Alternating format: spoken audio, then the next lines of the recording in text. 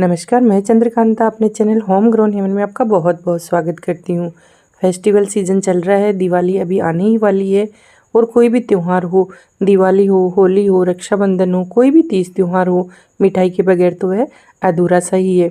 कोई भी त्यौहार होता है तो हम मार्केट से तरह तरह की मिठाइयाँ लाते हैं, खुद भी खाते हैं, बच्चों को खिलाते हैं, परिवार के सभी सदस्यों को खिलाते हैं और आए हुए मेहमानों को भी मिठाई परोसते हैं। लेकिन कभी आपने विचार किया कि मार्केट से जो मिठाई हम लेकर आते हैं वो कितनी शुद्धता से बनी हुई है, उसमें किस प्रकार का घी डाला गया है, जो सामान डाला गया है वो साफ़ है या नहीं है, कितनी शुद्ध है वो मिठाई। बिना सोचे समझे हम इतनी महंगी महंगी मिठाइयाँ खरीद कर लेकर आते हैं और जब खाते भी हैं उनको तो हमें पता ही नहीं रहता कि वो हमारे स्वास्थ्य के लिए कितनी हानिकारक है।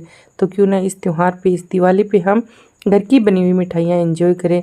तो मैं आपके लिए लेकर आई हूँ सबसे आसान बेसन की बर्फ़ी की रेसिपी। इसे बनाने के लिए घर के बेसिक से सामान की ज़रूरत पड़ती है। हमने इसमें ड्राई फ्रूट में काजू और बादाम ले लिए हैं जो हर घर में उपलब्ध होते हैं, इलायची पाउडर लिया है, गाय का शुद्ध देसी घी लिया है और घर की ताज़े दूध की मलाई ली है जो सुबह की निकाली हुई थी, और गुड़ का पाउडर ले लिया है, मतलब शक्कर ले लिया है मैंने, गुड़ का बुरादा भी जिसे बोला जाता है। और मोटा वाला बेसन लिया है जो बेसन की चक्की या लड्डू बनाने के लिए काम में लिया जाता है, मोटा बेसन बोल कर आता है, ये बेसन आप ले सकते हैं। तो चलिए बनाना शुरू करते हैं आसान सी बेसन की बर्फ़ी।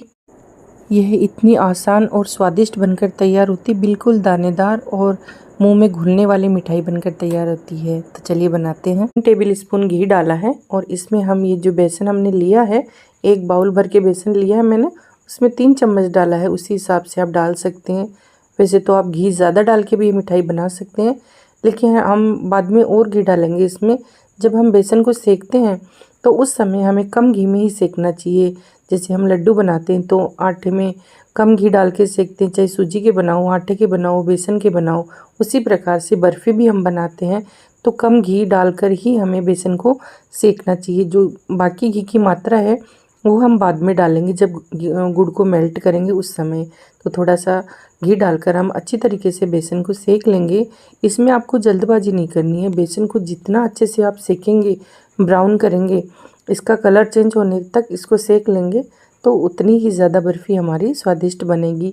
और बेसन की जब अच्छी अच्छी खुशबू आने लग जाए, इसका मतलब बेसन हमारा सिक कर तैयार हो चुका है और इसमें लम्स भी नहीं पड़ने चाहिए। आप साथ में इस तरीके से इसको सेकते जाएं और बेसन जब बिल्कुल हल्का हल्का ब्राउन होने लग जाए उस समय आप इसको सेक कर निकाल लीजिए। लगभग 10 से 12 मिनट का समय लगेगा कि कम आंच पे ही आप इसको सेकें। गैस की फ्लेम जो है वो फुल नहीं करें, वरना बेसन जल जाएगा और उसमें जो है वो स्वाद भी नहीं आएगा। तो आप समय लेकर ही बनाएं ये बर्फ़ी। वैसे इसको बनाने में हमें ज़्यादा टाइम नहीं लगेगा, 15 से 20 मिनट में हम इसे बनाकर तैयार कर लेंगे। जो समय लगता है वो सिर्फ बेसन को भूनने में ही लगता है, इसलिए आप तसल्ली से भूनें, थोड़ा टाइम लेकर भूनें और गैस की फ्लेम को जो है कम रखें। बेसन भूनकर हमने निकाल लिया है। अब उसी कढ़ाई में हम थोड़ा घी डाल देते हैं। 3 टीस्पून मैंने इसमें घी डाल दिया है, 3 चम्मच आप घी डाल दीजिए, छोटा चम्मच जो होता है। और उसके बाद में ताज़ी दूध की मलाई निकाली हुई उसमें डाल दीजिए। ताज़ी दूध की जो मलाई है उसमें दूध भी होता है और घी भी होता है, इसलिए हमें घी बहुत ज़्यादा लेने की ज़रूरत नहीं है। 3 टीस्पून मैंने घी इसके अंदर डालकर मलाई डाल दी है और उसको अच्छे से मेल्ट होने तक पका लिया है। जब मलाई अच्छे से घी में मेल्ट हो जाए, दोनों अच्छे से मिक्स हो जाए, उसी समय आप इसके अंदर गुड़ डाल दीजिए, जिसको शक्कर भी बोला जाता है, गुड़ का पाउडर या जगरी पाउडर भी बोलते हैं, वो डाल दीजिए। क्योंकि चीनी हम इस मिठाई में नहीं डाल रहे हैं। जब ये मिठाई बनकर तैयार होगी तो पता ही नहीं चलेगा कि हमने गुड़ में बनाई है या चीनी में बनाई है। बच्चों को तो पता ही नहीं चलेगा और बहुत ज़्यादा हेल्दी होती है।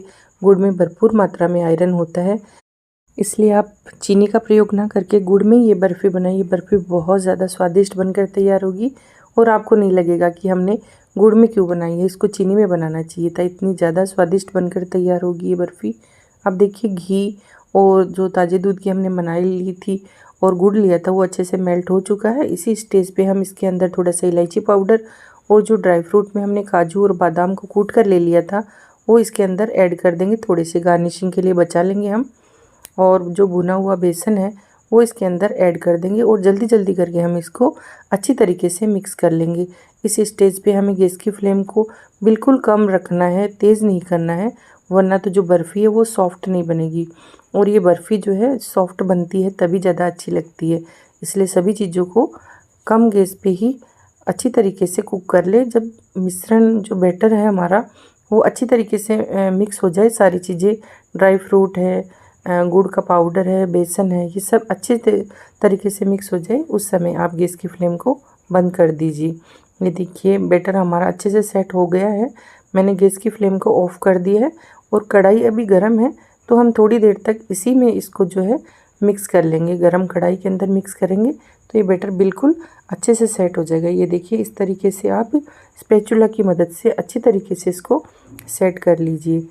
बर्फ़ी का जो बैटर है वो बिल्कुल अच्छी तरीके से मिक्स हो जाए, उसके बाद में एक बटर पेपर लगा के आप कोई भी थाली ले लीजिए या कोई भी कंटेनर ले लीजिए, उसमें इस बैटर को डाल दीजिए। हल्का सा गर्म रहे उसी टाइम इसको अच्छी तरीके से दबा दबा कर सेट कर दीजिए। ये देखिए इस तरीके से कॉर्नर में चारों तरफ ले लीजिए। आप कोई गोल थाली भी ले सकते हैं, कोई भी प्लेट ले सकते हैं, जो भी बर्तन आपके पास है जिसमें आप सेट करना चाहो वो ले लीजिए। थोड़ा सा घी या ऑयल से ग्रीस कर दीजिए और उसको दबा दबा के अच्छे से सेट कर दीजिए। ये मिठाई इतनी सरल विधि से बनती है कि आप किसी भी तरीके से बनाएंगे तो आपसे ये अच्छी तरीके से बन जाएगी, कोई टेंशन नहीं है। और घर पे बनाई हुई मिठाई का तो स्वाद ही कुछ अलग है। ऊपर से हम गार्निशिंग के लिए ड्राई फ्रूट में जो बादाम और इलायची पाउडर वगैरह लिया था हमने, वो इसके अंदर सेट कर दिया है, ऊपर डाल दिया हमने, जिससे मिठाई हमारी और भी ज़्यादा स्वादिष्ट लगेगी। और बादाम काजू हमने अंदर भी डाले थे, जिनका टेस्ट भी बहुत अच्छा आता है। थोड़े से ड्राई फ्रूट आप ज़रूर डालें इसमें। अब देखिए लगभग घंटा भर हो गया हमें इसको बाहर छोड़े हुए। मैंने फ्रिज में नहीं रखा है क्योंकि ये बाहर ही अच्छे से सेट हो जाती है। हल्की हल्की ठंड पड़ रही है तो ठंड में ये मिठाई बाहर ही सेट हो जाती है, फ्रिज में रखने की ज़रूरत ही नहीं है हमें। 1 घंटा बाद में हम पिज़्ज़ा कटर की सहायता से इसको काट लेते हैं ताकि ये बराबर हिस्सों में कटे। मैं थोड़े बड़े पीसेस में काट रही हूँ इसको, आप चाहो तो छोटे में काट सकते हैं, स्क्वायर शेप में, जिस तरीके का आपको पसंद है उस तरीके से आप काट करके तैयार कर सकते हैं। ये देखिए दिवाली की एक मिठाई बनकर तैयार हो चुकी है और मैं आगे भी अलग अलग मिठाई की रेसिपी आपके लिए लेकर आऊँगी। आप ज़रूर से इस त्यौहार पे ये मिठाई ट्राई करें। इतनी आसानी से बनकर तैयार होती है, फटाफट से बन जाती है, 15 से 20 मिनट में ही बनकर तैयार हो जाती है। और इसके लिए हमें मार्केट से कुछ भी लाने की ज़रूरत भी नहीं है, घर के बिल्कुल बेसिक से सामान से ये दानेदार मिठाई तैयार होती है। देखिए कितनी बढ़िया दिख रही है ना, और आप इसको खाओगे तो आपको पता चलेगा कि कितनी स्वादिष्ट मिठाई बनकर तैयार हुई है। आप मार्केट से लाना तो भूल ही जाओगे। और हर त्यौहार पे आप घर पे ही मिठाई बनाकर ट्राई कीजिए। एक बार आप बनाएंगे तो इतनी सरल विधि है कि आप बारी बारी से इसे बनाकर ट्राई करेंगे। बच्चों को, बड़ों को, सभी को पसंद आएगी ये मिठाई। और इस त्यौहार पे आप मेहमानों को ज़रूर से परोसिए मिठाई। और काफ़ी हेल्दी भी है क्योंकि हमें पता है ये बेसन की बर्फ़ी और बेसन जो है दाल से मिलकर बनता है और दाल में भरपूर मात्रा में प्रोटीन होता है। इसमें ड्राई फ्रूट भी डाले, वो भी बहुत हेल्दी होते हैं। और चीनी की बजाय हमने ये मिठाई गुड़ से तैयार की है तो आयरन की पूर्ति भी इससे होती है। कुल मिलाकर ये है कि आप ये मिठाई घर पे बनाकर खाओगे तो भी बच्चों के लिए, बड़ों के लिए, सभी के लिए बहुत ज़्यादा हेल्दी होगी। और अगर मेहमान भी हमारे घर आए तो हम उनको कोई भी अनहेल्दी चीज़ क्यों खिलाएं, तो आप ये हेल्दी सी मिठाई बिल्कुल शुद्ध तरीके से तैयार की हुई घर की सामग्री से बनाई हुई मिठाई बनाकर खिलाइए और एंजॉय कीजिए त्यौहार को।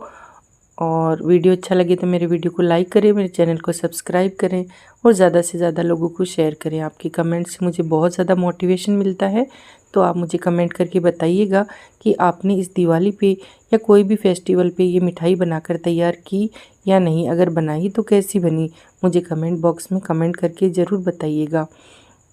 और आगे मुझे किस चीज़ का वीडियो आपके लिए शेयर करना है वो भी मुझे बताइएगा, क्योंकि आप मुझे बताएंगे तो मुझे पता भी चल जाएगा कि आपको किस चीज़ का वीडियो चाहिए। वैसे मैं दिवाली का सीज़न चल रहा है तो और भी कई इजी रेसिपी आपके लिए लेकर आऊँगी मिठाई बनाने की, तो आप ज़रूर से उनको देखें और बनाकर ट्राई करें इस त्यौहार को। हैप्पी दिवाली। Thank you.